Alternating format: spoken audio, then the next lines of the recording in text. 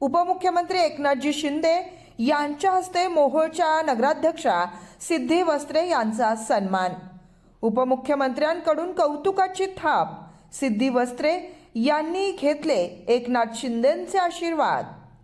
मोहोळ नगर परिषदेचे नवनिर्वाचित नगराध्यक्षा सिद्धी वस्त्रे यांचा गौरव महाराष्ट्राचे उपमुख्यमंत्री नामदार एकनाथजी शिंदे यांच्या हस्ते करण्यात आला।